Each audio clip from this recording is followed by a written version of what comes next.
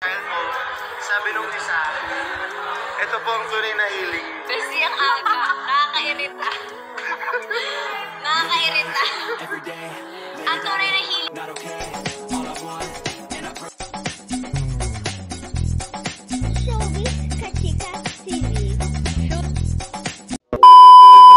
Hello mga kachika! Usap-usapan nga ngayon sa social media ang duet ng mag-bestie na si Darren Espanto at Kim Chiu na ginanap nga kanina sa ASAP Natin To. Ito nga ay nang mag-duet ang dalawa sa very trending Apity ni Rosé at Bruno Mars na talaga namang kuhang-kuha nga ni Kimi at Darren ang mga galawan. Siyempre, ang mga fans naman ni Kimi ay talaga namang kilig na kilig at tuwang-tuwa sa version ng kanilang idol.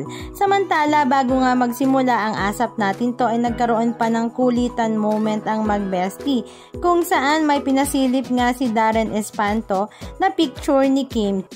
At biglang napasigaw si Kimi at napahalgalpak ng tawa maging si Darren at maging si Maymay Entrata. Halika at panoorin natin ang ilan sa mga video clips ganap na kanilang ibinahagi. Ito po kasi yung tunay na healing. Sabi nila kailangan mo minsan i-heal yung inner child mo. Sabi nung isa, ito po ang tunay na healing. Kasi ang aga, nakakairita. Nakakairita. Ang tunay na healing ay yung healing ni Camille Prats. Healing. What po sino? Kasi sample nga paano.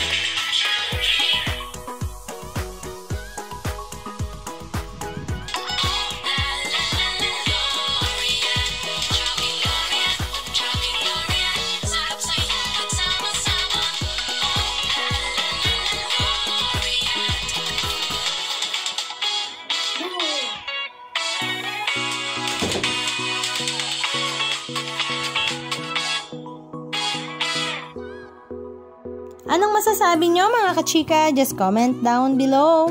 And please don't forget to subscribe.